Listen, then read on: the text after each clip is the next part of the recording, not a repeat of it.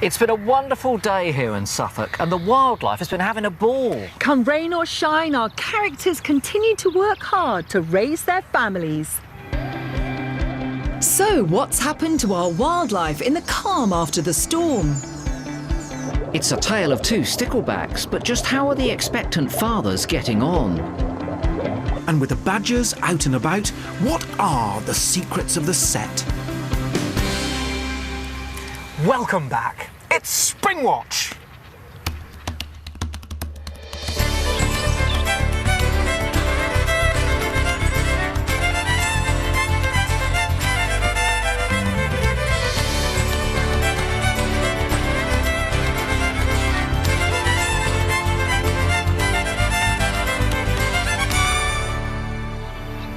Yes, welcome to Springwatch 2015. It's our second week here at the wonderful RSPB Minsmere Reserve on the Suffolk coast. And as you can see, the sun is setting behind us here. We've had a glorious sunny day. In fact, I went out in my caravan about 2 o'clock. I found both of my co-presenters basking. What? One of them was naked. Me. I'm not joking. I'm not joking. But we've had a really super day here. We've got about 30 cameras out here, and our objective is to bring you the very best of British wildlife. So let's go live to our Scrape camera. Now, the Scrape is a body of water that the RSPB manage especially for wading birds. It's shallow, it's sort of brackish, and it's full of a soup of invertebrates that these things can eat. And this, I think you'll have to agree, is a fabulous view of some black-tailed godwits. And what's interesting about these birds is that if you look closely, you can see they're relatively rusty on their heads and down to their chest. This is their breeding coloration. And you might imagine that these birds would be far north of here at the moment, in Iceland, top of Scandinavia, where they go to breed. So what's happened here probably is that they've gone back there, they probably failed to find a mate, maybe they're young birds, or their nest has failed, and rather than stick it up there where resources are pretty thin on the ground, they've come back here to Minsmere where the RSPB have done a great job of feeding them and they're having a great time. What a start to the programme. Lovely. Yeah. Black-tailed godwit, looking russet, 5 out of 10 I'd say. Fantastic. Now, we've got another camera that we introduced you to 2 days ago. It's our barn owl cam. Let's go to them live. This is the outside of the nest. It's a natural nest inside the tree. And here are the barn owl chicks. There are actually 3 of them there. One of them's considerably smaller than the other 2, but which is normal. That's perfectly normal. And they seem to be doing very well at the moment. Mum and Dad are away, probably hunting in this beautiful evening light. Now, we're getting lovely pictures of the wildlife here at Minsmere, but it's not just about the pictures, it's about the sounds too. And this was Minsmere this morning, very early. A beautiful symphony of sound. The dawn chorus. It's still going on. Well worth getting up early still to listen to. And there's a bit in there booming away in the background. Characteristic sound of this place. Absolutely gorgeous. Get up and listen to it. But the funny thing is, Chris, why is it still going on, the dawn chorus? Because surely most of the nesting is over, or it's well underway anyway. Well, they're finishing their first broods. Some might have second broods, so the males might still be defending, advertising their territories, trying to find mates, or find another mate if they find successive females. But in songbirds, it's often the females that will sing as well. It's not just the males. And one of the things they can be doing is actually teaching the chicks in the nest the song. So I know it sounds unbelievable, but whilst they're developing in the nest, they're actually learning the song that they can hear their parents singing close to that nest. And rather than just learn the song, they'll also learn the dialect. So these will be Suffolk birds once they've learned that song forevermore. They will have a particular type of song which could be identified particularly to this region. Well, one of the birds that does that very thing is the long-tailed tit, and we've got a nest just at the end of this boardwalk in one of the trees. Let's have a look at it live.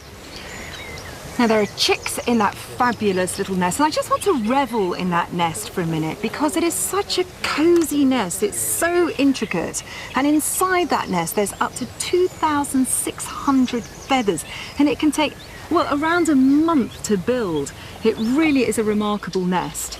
But our nest watcher has been watching it, and this is what they've noticed. The chicks inside, ready to be fed. This is the female, very easy to recognise, because look at this. It's got a little kink in its tail, probably because it's a bit too cosy in that nest, bit of a tight squeeze, and it spent a long time on the eggs and brooding the chicks, and so it's developed that little kink in the tail. But the nest watchers also noticed that two other birds are coming along. This isn't the father, this isn't the male father, this is a helper. And this is quite common in long-tailed tits. They're usually relatives, and they're usually birds that would have had a failed attempt at breeding themselves. And they might be cousins or second cousins.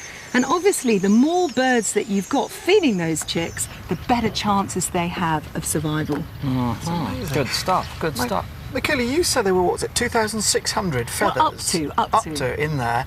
Where on earth do they get the feathers from? Because they're not just floating around. Do they get them from bird kills? Yeah, they do. I've seen coal tits picking up feathers from sparrowhawk plucking post down in the woods near where I live. The coal tits will come in, there's a rich source of feathers there, and take them away. So I should imagine that other birds would do the same. The problem with that is, of course, you could end up getting plucked yourself if you go at the same time as the sparrowhawk. Dangerous game. Bit of a disaster. Well, do you know what they found out recently, though, about those feathers? They found out that they can regulate the temperature inside the nest by the amount of feathers they use, and they know how many feathers they need to regulate that temperature. What, Isn't like a that duvet? remarkable? How many togs? How many togs Exactly, in how the many nest? togs you need. That's amazing. Depending on where your nest is. I didn't know that. I know. Good knowledge. Blackbirds do the same, apparently. Amazing.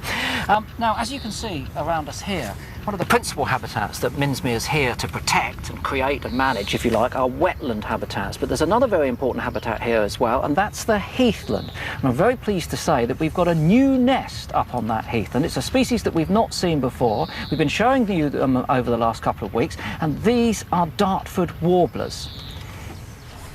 Here's the heathland habitat, and it's gorse that they like. They spend their winters foraging in there for spiders. That's an essential component of their habitat. Here's the male. Very characteristic plum-coloured chest, white spotted throat and grey top. And the nest itself is deep down in the heather. The nest that we're following has got 4 youngsters in it. You can see them all there begging for food as the adult comes in. On this occasion, removes one of the faecal sacs. Let's go live to the Dartfords now to see if there's any activity. Well, that's what we'd expect to see at this time of night. That's the female hunkered down on the nest there, brooding those chicks. We've got about 4 of them in there, as I say. They're going to be in the nest for somewhere between 12 and 14 days. Actually, I'm having a second squint at that in the sun. That could be the male. Oh, no, it's not. It is the female. Sorry, yeah, it's difficult to see on our monitor here. But quite a nice bird to see. I mean, I remember when I was a kid, they really dropped in numbers, only a handful, down to 10 pairs in the 60s. And there was a feature on Blue Peter about them. And I wrote to Blue Peter saying, can you tell me where the Dartford warblers are so I can go and see them? I got a letter back from Biddy Baxter. Biddy Baxter. Yes, the producer of the programme, saying, no, we can't tell you, they're too rare. So thanks, Biddy. I didn't see Dartford warblers for another 5 years on that account, but I finally ticked them off when I was about 15. Chaps, it's time to hold the headlines, because I'm going to give you the update on our stickleback saga. The heroes of Springwatch so far have been these 2 little fish called sticklebacks, Spineless Si and Frisky Phil. Now, where are they? Well, in fact, they're just over the other side of this boardwalk. In the water down there, you can see our live cameras. Shall we first of all catch up with Frisky Phil? Let's have a see what's happened to him. Well, we left him after a bit of a disaster. We showed you the Ottergeddon yesterday, and otter stamped all over the place, but fortunately, the nest survived. And he's back. Frisky Phil is back, fanning and aerating the eggs. So all is well in the land of Frisky Phil. What about Spineless Si? Let's take a look at his catch-up. Now, here he is. He went from Spineless Si yesterday to Super Stud Si, and he mated 7 times. So he's got hundreds of eggs in there, and he needs to fan them. But look, he seems to have lost interest. He seems to be being a bit of an absent father. And look, you think this is another female, but look closely at what it's doing. It's eating the eggs in the about nest. this. We said that other females would come in. What a buffoon! I mean, what is going on? He was Why just is he like being so swimming unattentive? there, letting her do it. But look, he does now come back. He does make a little bit of an effort, and he late. pushes the eggs back in the nest. But what is going on with him? Sigh. Sigh, come on. Come on, pull it together. Look, we've got a bar chart. It's important. I love a bar chart. Here we are. Our story developers have been looking at Sai, and they've been looking at the time that he's spent fanning in a half-an-hour period. And remember, it's essential that these fish fan those eggs because they're supplying them with oxygenated water, and the eggs need that oxygen to respire. They're growing, after all. So look, Spineless here was fanning for 5 minutes 28 seconds in the course of half an hour. Frisky Phil, on the other hand, look at this, 11 minutes. So Phil is doing a lot more fanning. Now, you might think that that's bad news for Sai's eggs, but I've got to tell you, the eggs are relatively small at the moment, so they don't require as much oxygen as they do when they're much larger. And also, when they're larger, they're generating a lot of waste, the waste products of respiration. And on that account, you need to do a lot more fanning. So actually, Simon is probably doing what he needs to do at the moment. He's not such a bad guy. So his eggs were put in his nest later than Phil's, so maybe in time he'll step it up a bit. He'll step up the fanning. Hopefully, step yes. up the fanning. He certainly will. Turn it up to number 3. I tell you what, I think he's pulling it around. He's pulling it around. Should we have a look at him live? Should we see how he's doing? We can. Oh, Well, hang on. Before you go there, Yes. hold your horses. Hold my horses. Hold your horses. Now, it did. Oh, we are on Sai. There we go. We can have a look at him live. He's actually live. There he is. He's And what's he doing doing? well. He's fanning. He's fanning. He's just as fanning. you said. I love it when they fan like that. Oh, he's off again now. oh, it's interesting, isn't it? He's back. He's We back. got all excited. It's and amazing now- to think he's just literally down know. there, isn't it? Just okay. Now they seem to be doing all right, both of them, but once again, last night something disastrous seemed to happen. This is what we saw. Remember Ottergeddon the first time? Watch this photo. Look up on the top right-hand side of the picture. What's coming here? It's an otter, not just one otter, not just 2 otters. We think it's a whole family, a mother and 2 others. A group of otters is known as a romp. This is a romp of otters, and they get down to some serious romping. Did you Because make that look- up, mate? No, I didn't. It's really a word. Look at that romping. Absolute shambles underwater. They've kicked up all the debris, and that's right over Sai's nest. And when it all settled down, it was just completely smothered in debris. What was Sai going to do last night? Would he give up? Would he? Heck. No. This is one tough fish. He's looking for it. Where's my nest? Where's my nest?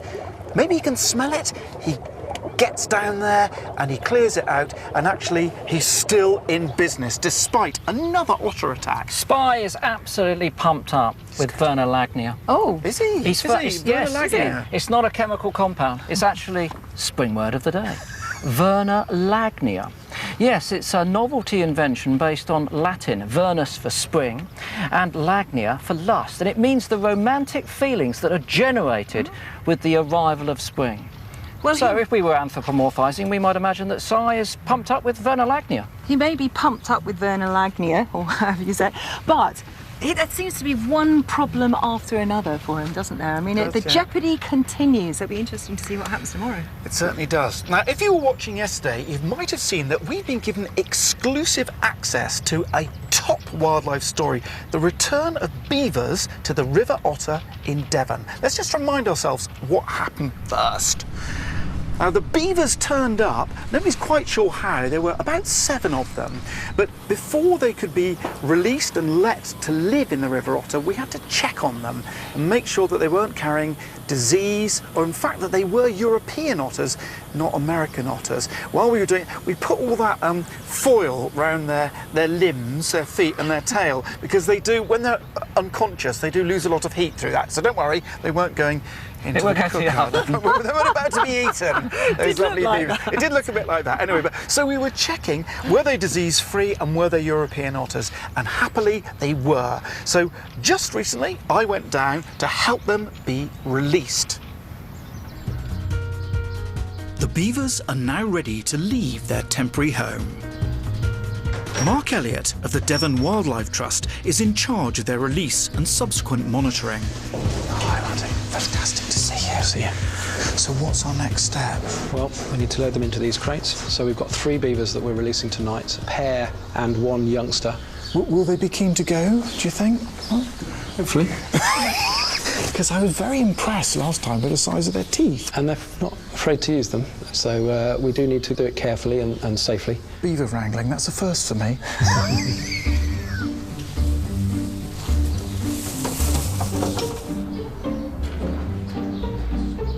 The beavers have been housed at a farm and they're looking in excellent condition.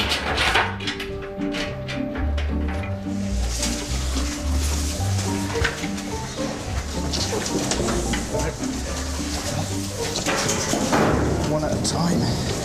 One at a time. Not both of you. One of you. You got it.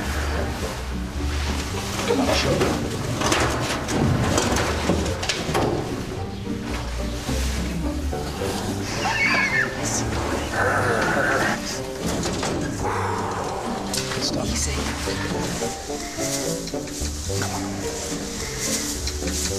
Come on. Come on, come on, come on. Well done. Yeah. Here we go. Oh, bloody smooth operation. Beautiful.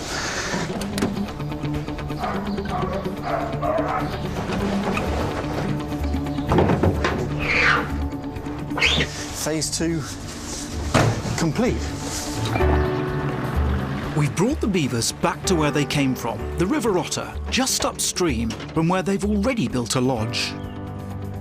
OK, so this one's about 25 kilos. 25 kilos? As you can tell, she's heavy. She's enormously heavy. That's about 10 kilos more than my dog. But she's pregnant as well, so she's carrying babies. The beavers have become local celebrities, and the paparazzi are out in full force. She's all right. Yeah, she's OK. And we're actually releasing them in exactly the same place that you caught them. Yeah. So this is home territory for them, really. Yeah, this is right in the middle of their territory. Brilliant. You're in for a rather wonderful surprise, you are. Yeah. OK. Right, one more less. Yep. Fantastic.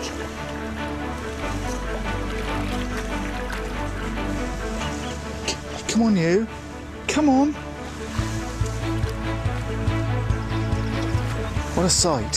What a sight. Hopefully they'll immediately start to recognise that they're in their home territory.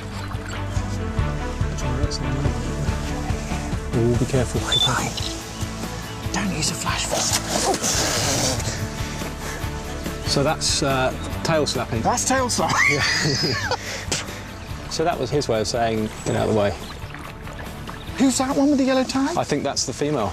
Yeah, that's the large female. The male's just got the one red. You must be feeling quite pleased about what you've really just done. Pleased. It's gone well. It's gone really well. You know, this is a really important moment. It's wonderful for us at Springwatch to be here at what is genuinely a very historic moment. It is. Beavers back in the wild on English rivers. Hasn't been seen for 400 years. Yep. Thank you so much. I'm shaking by the hand. It's a pleasure. For you as well. Thanks for letting us come and see that. It's been great. That's astonishing.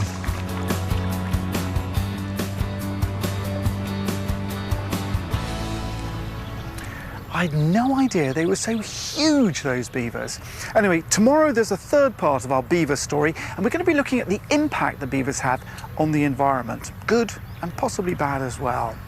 Now, while that beaver was under anaesthetic, it was a golden opportunity for entomologist Clive Turner to investigate something fascinating. Now, he'd been wanting to do this for years, and he is, yes, hoovering the beaver. What he's looking for are tiny little animals that live on the beaver. And in fact, he was looking for what's called a beaver beetle. He didn't find that, but he did find something else. These are mites. These are grasping mites. They've got a channel down the middle of their body, which the hair of the beaver fits into, and those are front legs adapted to cling on to that hair. Extraordinary looking little creatures, specific to beavers. And not just one type of beaver grasping mite, he found there were different species of grasping mite all over the beaver. So you might find one species on the chest, one under the armpits, another in the groin. There were a number of different species on that one beaver. Quite extraordinary. Parasites are some of the most fascinating creatures on Earth. They're a bit gruesome, but they're undoubtedly fascinating. And the birds that we've been following during this year's Springwatch, many of them have been carrying parasites. Particularly our swifts down in Bristol. You can see that animal. It's a flat fly. It's a parasite on the swift. The end of its legs, they end in 3 little claws each leg, and that allows it to grip tightly to the skin of the swift, even when it's in flight. Here are blue tits, the female blue tit, she's looking a bit rough. We think she's got feather mites. What an extraordinary looking creature that is. That's a feather mite. If you get too big a load of feather mites on a bird, it can be seriously dangerous to them. And here is our Dartford warbler female. Look on her nose. You've probably seen that on a dog maybe. It's a tick, and this is a much more grown-up tick, absolutely full of blood. I'm afraid my dog Pip is often covered in ticks and I have to extract them with the extractor. It's not just the birds and my dog, there are even parasites in the water. Nothing escapes. We've noticed something curious on Simon, spineless Simon. Now look carefully, you can see on his side there, see those little bumps? You hardly notice them to begin with, but as he comes forward, have a closer look. There are 3 little marks. They almost look like little sort of warts or something, but they're not. They too are parasites. They're lice, they're fish lice. And they're most extraordinary things. They move around over the fish's body. They've got 2 suckers and they hang on and they move backwards and forwards. One sucker hangs on and then the next one moves and the next one. If you see it, there are the suckers. It looks just like a minion from Despicable Me. Maybe they got the idea from that, from the stickleback louse. But what a weird and wonderful creature that is. And in fact, some of the sticklebacks will even try to get them off. They'll jump up in the air and they'll bash themselves against things to try and dislodge those horrible lice. They actually grind through the skin and suck the blood. Not very nice. Now, it's not just the parasites that many of our wild animals have to put up with. Sadly, like us, they sometimes get diseased. And in fact, one of our favourite garden birds is suffering mightily at the moment, the greenfinch.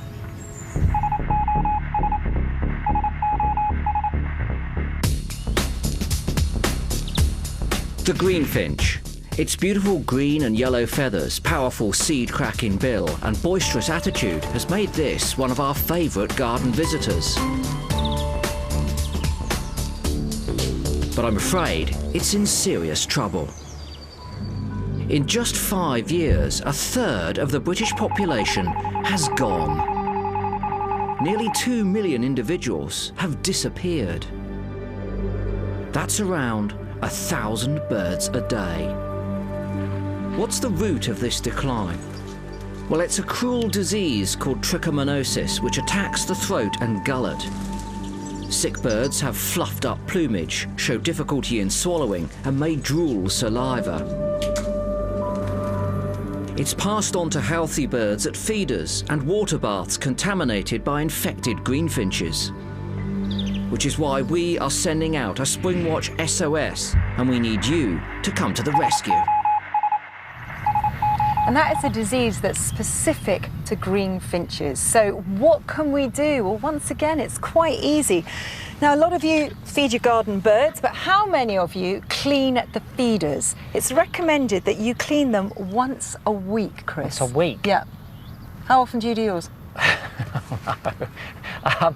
At best, twice a year, but I have to say, normally once a year after the winter. Well, once a week is what they say. And I know that sounds a hassle, but it's quite simple. You just take them off and you just put them in detergent, soak them in there, clean them off. And if you do it once a week, let's face it, it's not going to be quite so skanky as that one looks, which hasn't been cleaned for a while. And you can do that overnight. Just leave them in, put them out the next morning. But it's really, really important to clean your bird feeders and your bird baths, of course. And if you see a disease diseased goldfinch, then stop feeding the birds altogether. A greenfinch, sorry, if you see a diseased greenfinch, stop feeding them altogether, because then they'll scatter. They won't all be feeding from the same place and disease won't spread so quickly. And you stop for about 3 to 4 weeks and then you can start feeding them again. But it's really, really important that we all do that, because a third in recent years, I mean, that is a dramatic decline. Do you want your greenfinches or not? Do we want to keep them or don't we? I mean, all you've got to do is clean the feeders a bit more regularly than I have been doing, I've got to say. And so many of us feed our birds. In fact, the RSPB reckon that 50% of all adults feed their garden birds, which is phenomenal. And it's great for the birds, it supplements their natural food. But we wanted to have a look at what is their natural food. So we thought we'd look at 2 of our live nests that have a totally different technique for feeding their young. First of all, let's look at our barn owls. Now, our barn owls have a protein-rich meat diet. You can see the 3 chicks in there. As we've been saying, there's a little one that you can see on the left-hand side of your screen there that's not getting as much food. On the night where we had a lot of rain, they only got fed twice. Last night, they got fed 7 times. There's one of those feeds. It's a wood mouse. But you know, they should be getting fed about 3 to 4 prey items each, and that's the young and the adults. Obviously, the last 2 nights they haven't got those, particularly that little one who seems to be really struggling. That bigger one really outcompetes it. Yeah, but they've only got 3, and I think if the weather holds and they carry on hunting as they are, then they should all be okay. I mean, if there was a larger brood, you know, 5, 6, 7 or 8, then I think he might or she might be imperiled, but I think they'll probably be all right. But of course, it's not just about finding the food, it's about processing that food, if you like. It's about digesting it. This is a good excuse to look at the alimentary tract of our avians. So this is a sort of stylized drawing of bird guts, if you like. Now remember, when we're talking about barn owls, we're talking about a carnivorous bird. They do have a crop, but other birds use their crop for storing food, either to regurgitate it to their young or to digest it later. And to digest their food, they have this thing here, a proventriculus, and also a gizzard. Now remember, birds don't have teeth, so they have to grind up their food. Some of the birds have grit in their gizzard to do that. In the case of the barn owl, they have particularly powerful muscles, and it's here that they separate all of the indigestible parts of the mice and the voles and whatever else they catch and compress it into this, which we call a pellet, and then this is regurgitated through the mouth, and the rest of the material goes down through quite a short small intestine where the necessary nutrients are absorbed. So that's how the gut of a carnivorous bird works. Well, let's have a look at how a bird feeds that's totally different, how it feeds its young, and it's a pigeon. Now let's remind ourselves of the nest that we have of the pigeons, because we haven't seen them for a few days. It's here on the rooftop of the BBC at Bristol, and if you look in the right-hand corner, then you can see an air conditioning unit, and underneath there is the pigeon nest. And there's the pigeon brooding. This was actually last week, and look, there are the 2 little pigeon chicks. They're called squabs. I've got to say, they're not the most attractive of chicks, are they? No, I suppose they're not. But the pigeon's gut is completely different. Not only are pigeons omnivores, but they've radically changed the way that they feed their young. And in the 10-day period before their eggs hatch, this part of their gut, the proventriculus and the gizzard, grows by up to 7 to 10 times, because it produces something almost unique in the avian world, and that is something called crop milk. And look at this, here you can see those youngsters taking the crop milk from the adult. Now these pigeons are feeding on all sorts of things. They swallow it down into their gut, and there they completely transform it into a mixture principally of protein, about 60%, and about 35% fat. And it's incredibly rich when they regurgitate it. It's not a liquid, it comes out as a sort of a curd, little sort of pellets of cheesy material. But just look at how rich it is. 7 kilocalories per gram, more than milk chocolate. What about that? And here you can see in the space of just a few days how much the young have fed. And those feeding sessions can last sometimes. There it was 5 minutes, sometimes they go on for about 10 or 15 minutes. reaching down into the crop where the adult is regurgitating this special crop milk. Only a couple of other types of birds do something similar. Flamingos produce a liquid to feed their young, and emperor penguins are sort of fishy slurry. I had no idea actually that they were little pellets like cottage cheese almost. I thought they sort of regurgitated it more as milk. I suppose the milk makes it sound more liquid, but in fact it is more of a curd, a cheese if you like. In fact, those young pigeons are so rich with this, they're so fat that people used to harvest them. They would create special buildings. In France they're called pigeonniers, and there they would go and collect those young pigeons before they fledged, and they would cook them in their own body fat and get a very important meal. The peasants of France survived on young pigeons for hundreds of years. Not that we're suggesting anyone does that. Obviously, we'd rather enjoy the wildlife. It's a bit of history. It's a good bit of history. I liked it. We liked it. I could have gone on about Agincourt, Cressy and Waterloo. No, it's all right. Don't go on. No, you can stop there. Right. Now, this time of year, a lot of animals are going into vernalagnia, which is your word of the day, the spring word of the day. They are beginning to procreate, but obviously not just on land. They do it in our seas and rivers as well. And when it starts to get warmer, a lot of creatures come into the shallows to start to breed and continue the next stage of their development. And with some animals, that development is absolutely fascinating. Every spring, billions of alien creatures are adrift in our ocean currents.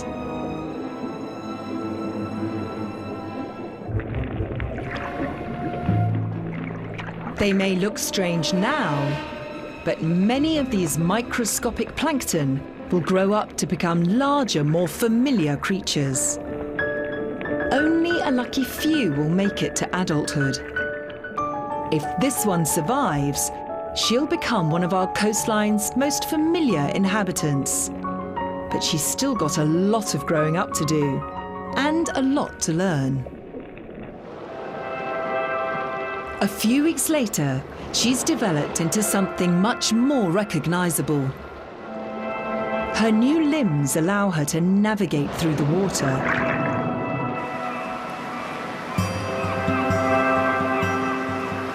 After around 8 weeks at sea, it's time for her final transformation. In her new form, she's still tiny and stays hidden. A year later, she's grown from the size of a pinhead to that of a 10-pence piece. She's a common shore crab. But as this adult shows, she's still got a long way to go. This rock pool could be her home for the next 4 years, so she needs to learn who's friend and who is foe.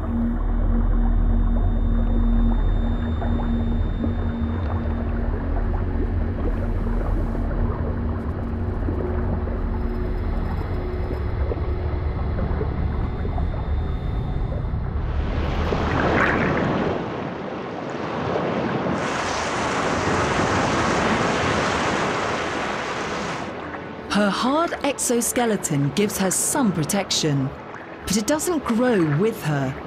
So every year she must molt, finding a safe spot in the darkness to shed her armor.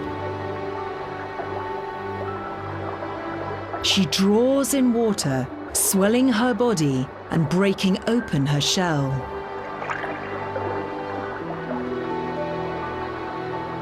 She absorbs calcium from the water, forming a soft, leathery coat beneath it. This risky process, known as ecdysis, can take anything from 15 minutes to several hours. And she may not survive.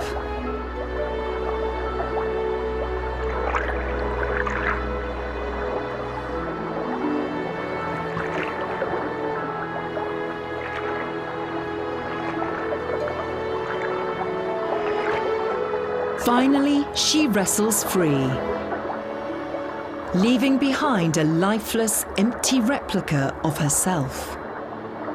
She's now up to a third bigger and as soft as jelly.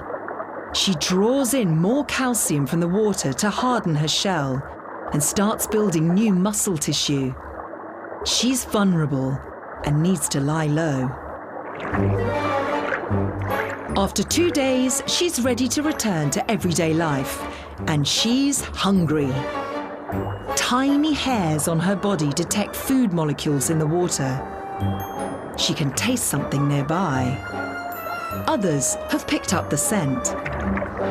Competition for food is fierce and fights inevitable.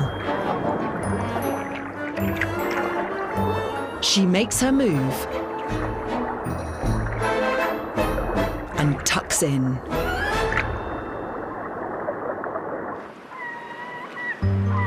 She's now 2 years old and has reached maturity. She's about to fulfill her life's purpose. She's mated and carries almost 200,000 eggs beneath her.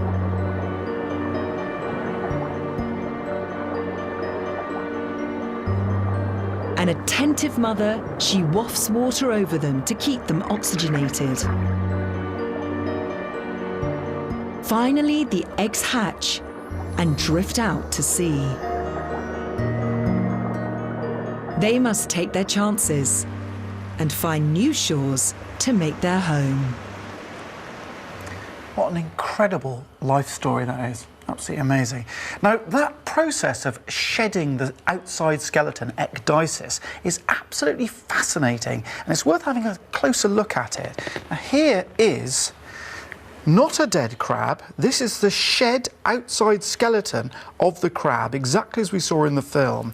And it goes through a series of very precise, hormonally controlled stages.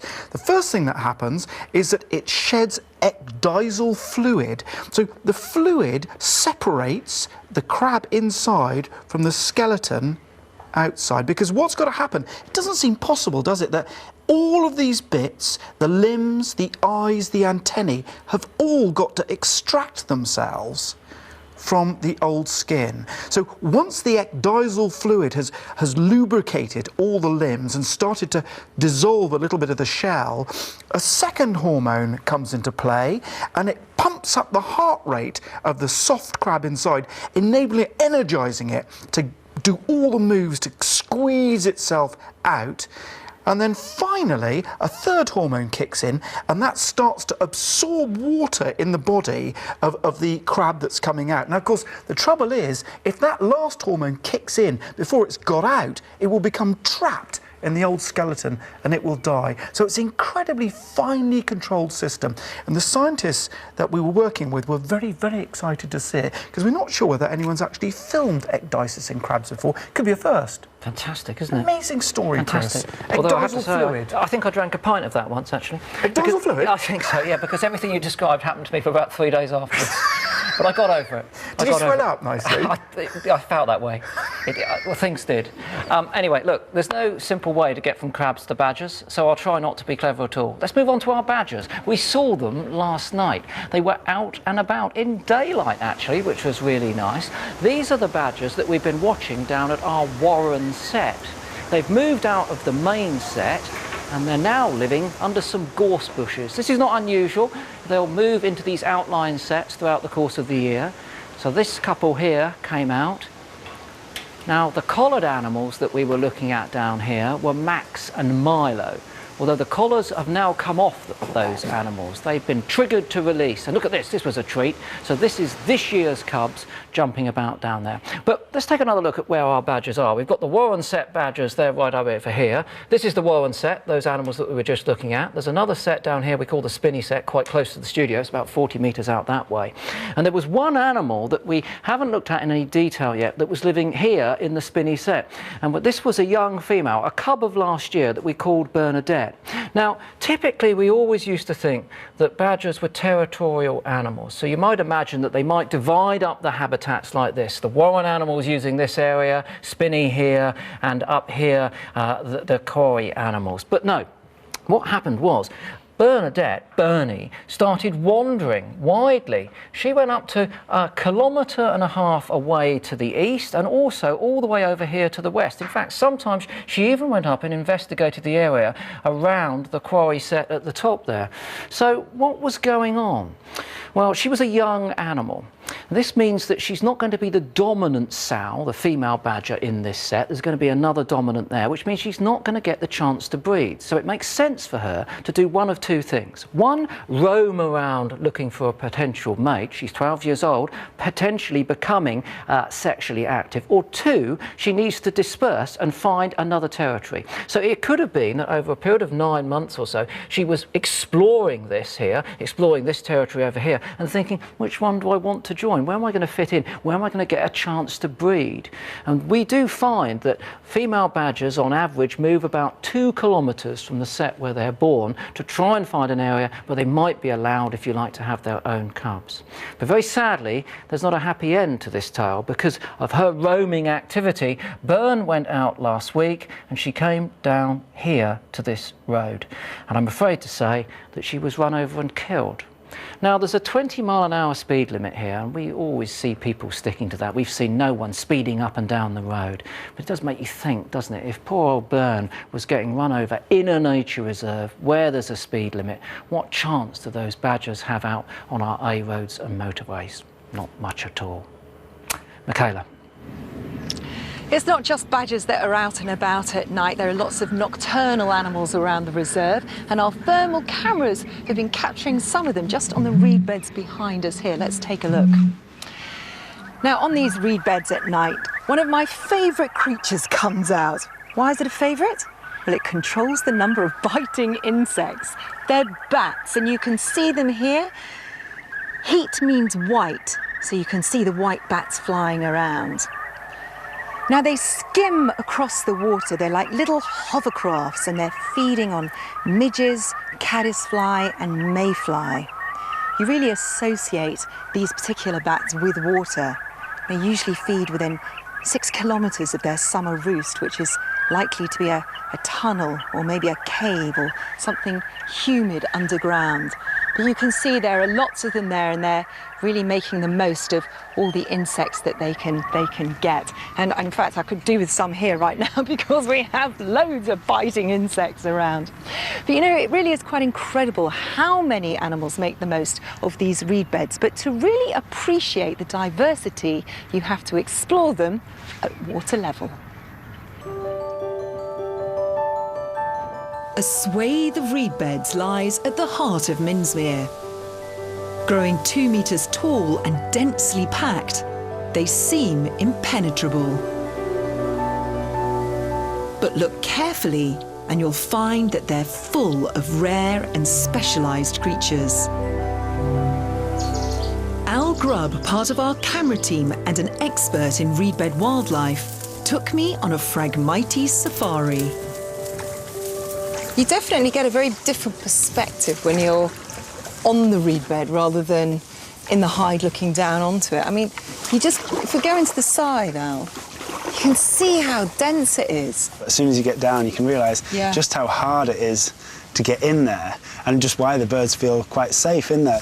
There'd be very few ground predators, foxes, stoats, badgers. They really struggle to get in amongst the reeds. They have to get through all these ditches and the mud. It's impossible to see far through the reeds, but what's striking are the sounds. What's that? That's a reed warbler, just in there. Reed warbler and sedge warbler have almost identical song. They're really hard to separate. And sedge warblers do often perch up high on twigs, but reed warblers always skulk really quite low in there. They like to just flit across the ditches really quickly. Well, that's the reed bunting singing. You can just about see in the top there. Oh, yeah, I can see. There's one sound in particular that really penetrates the thick vegetation. Hear the bitten? Yes. How far away do you reckon that is? It's still quite a long way. Yeah. They can travel up to travel miles. The sound of the bitten, because it's so low. It's like a foghorn. It'll boom and boom and boom. I'm right in the bitterns world, and it's magical to hear that bizarre call from down here. But Al's got a very special treat for me, a bearded tit nest. We're licensed to film these rare birds, so we take a closer look. You can just see in the little cup, and that's its nest. Oh, that is it. It's absolutely exquisite. The chicks are just 5 days old. Let's just get away from here quickly. Bearded tit nests are perfectly disguised among the reeds and rarely seen. So Al, now we've backed off, she should come back, shouldn't she? Yeah, she'll be back straight away. There's no problems. Those chicks are quite old, so it's a really nice warm day. They won't be harmed at all in what we've just done there. And she'll be straight back. But it's just so nice to get so close to them, isn't it? That was stunning to see that. They'll fledge within 10 days, bearded tits. They'll be flying within 10 days of hatching. Gosh. Sometimes. Yeah, it's amazing, isn't it? That was such a privilege, though, to be in their world at their level. That was very special. It's great. It's great. Martin, it was really special to see those bearded tits, because it's all very well seeing them on the telly, a big close-up, but it is a different experience when you witness things in the wild for real. You've got to get out there and see these birds, haven't you? You have, and then you can enjoy being eaten alive by midges as well. It's bad here tonight, isn't it? It's bad. I don't know, we had the wind yesterday. We hated the wind, but I don't know. The wind goes, the midges come.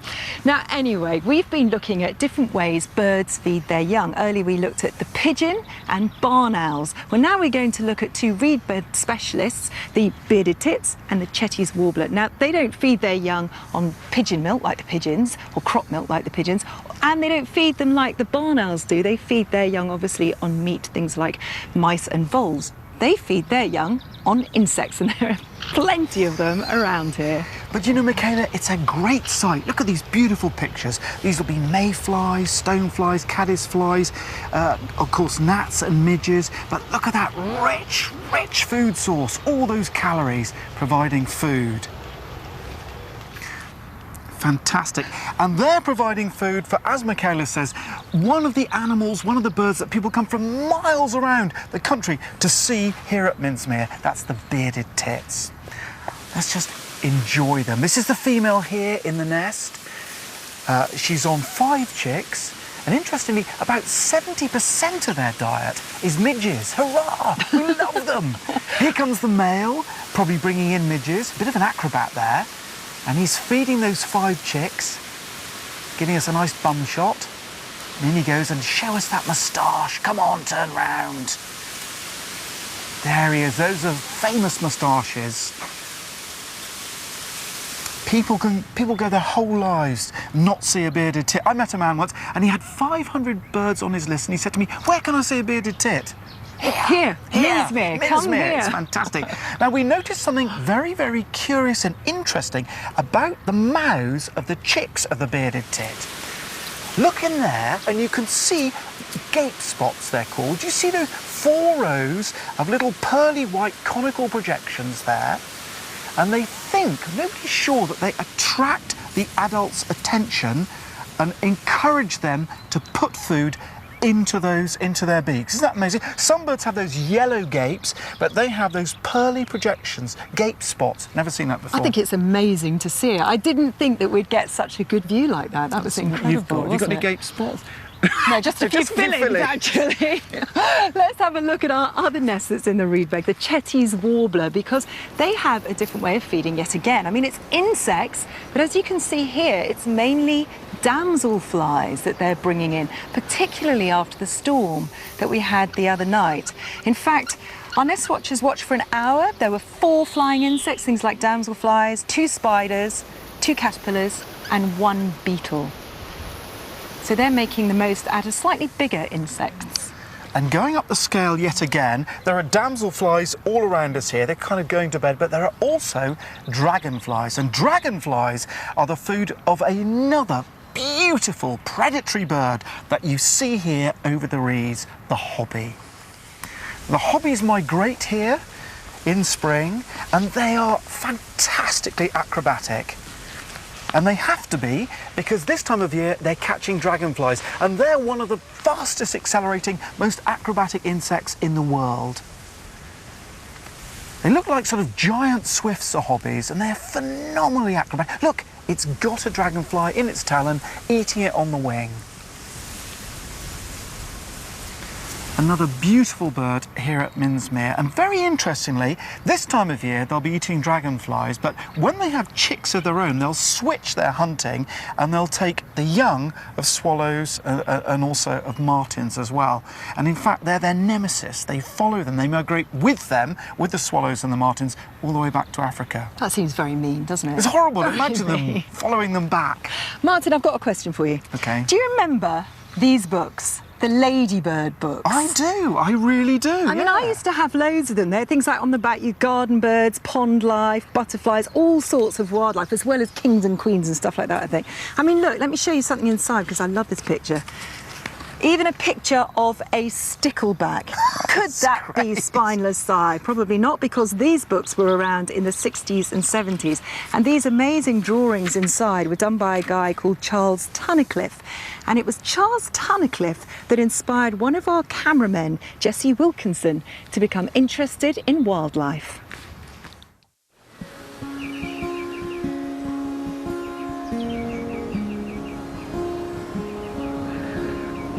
I moved to Anglesey when I was a child, very small, from the centre of Manchester.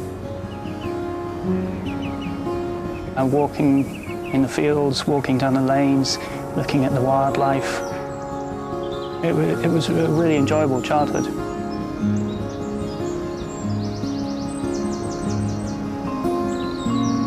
I didn't know that I had dyslexia. I knew that I was struggling and that I hated school. Words are a problem to me, sentences are a bigger problem, and paragraphs are an absolute nightmare. So I always stuck to pictures. My parents gave me a sketchbook of birds by C.F. Tunnicliffe.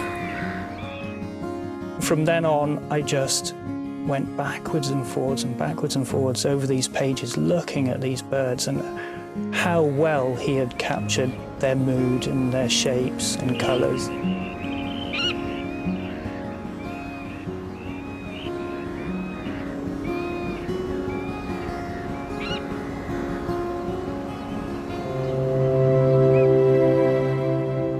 Tunnicliffe moved out here when he was in his 40s and lived the rest of his life on the Keveney Estuary, just down the road from where I live.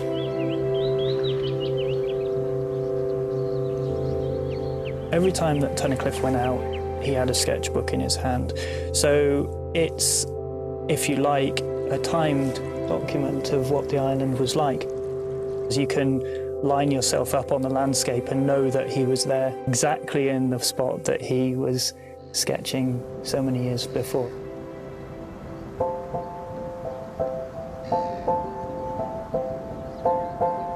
Because I grew up very close to where Tunnicliffe lived, it wasn't difficult for me to go out with the book in my hand and see the birds that he could see, such as the pintail and the black-tailed godwit.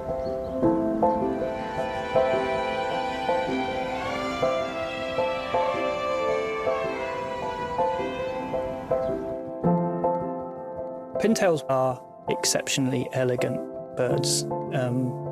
You wouldn't usually maybe say that about a duck, but they are exquisite. Around the Keveney Estuary, there's about 350 individuals, and then they move north in spring, and half of them leave a month earlier than the other half. So I presume that they've got a longer journey than the birds that are hanging around until later.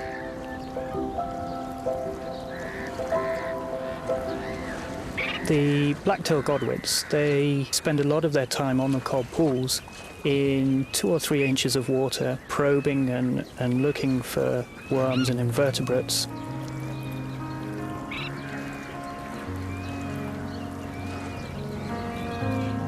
Each sketch is perfect in its composition, and each bird is perfect in its proportions. It's extraordinary. I don't know how he does it. Not only has he taught me to look carefully at birds, he's taught me about colour, he's taught me about light. Everything that I do as a cameraman, I can look at Tunnicliffe's work and see that he's already done it.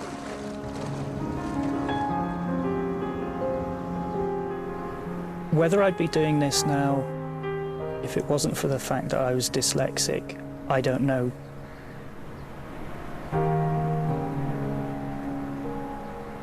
I'm lucky in that I found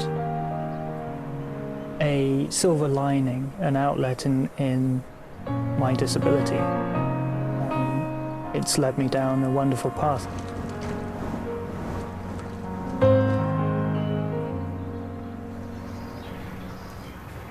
Lovely film.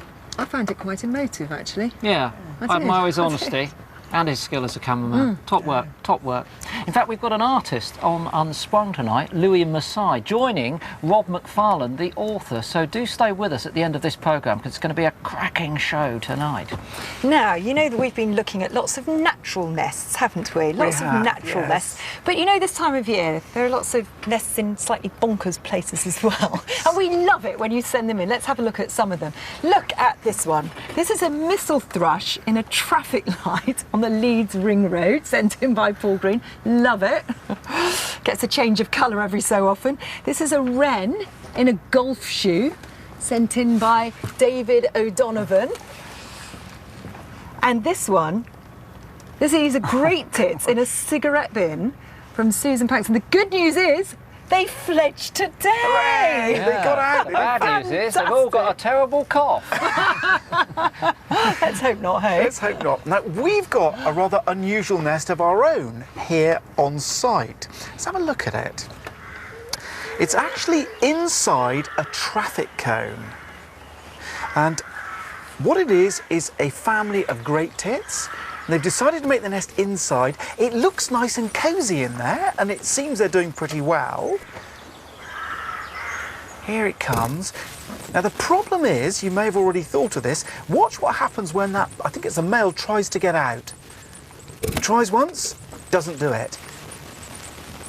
He does do it. Now we're worried that when those chicks, the time came for them to try and fledge and get out, they wouldn't make it. So because we'd put that cone there ourselves, we decided on this occasion to intervene, which we would never normally do, and cut a hole in there. We're normally respectful observers of wildlife, but we put the cone there, so we've cut the hole and they seem to be using it, so hopefully they'll get out. Gorgeous little nest. Shall we go live and just check and just quickly see what's happening in there at the moment? Oh yeah, they're okay. Oh, there's a bit of brooding going on. A bit of brooding. I mean, it's a nice nest, isn't it? It's a lovely nest. I just hope it doesn't get too hot for them in there. If the sun comes out and it gets hot next week, they're going to get very, very toasty. What's one of our great tits? Let's go live to our blue tits to see how they're getting on, because they're at a much more advanced stage. Look at that. Good. They're going to fledge. Come on then, when do you think? Friday. Friday. Possibly tomorrow. I'm going to say tomorrow. I'm going to say tomorrow afternoon. I think I might get 50p. Okay, let's go to our grassland camera quickly. Look at that. Oh, look. A lovely red deer just having a little scratch there. Peacefully out on the grasslands. This is a new camera for us, isn't it? New camera, yeah. Only up today, I think. You can stop scratching now. Yes, you can look at the camera. Come on, let's have a look at your face.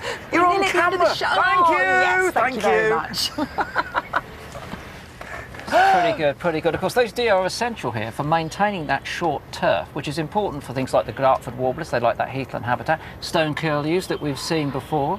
So deer are playing a very important role over there in that area. But sadly, we're just about run out of time. Do join us tomorrow. Yolo Williams is going further north in pursuit of a very, very special bird, the red-necked phalarope.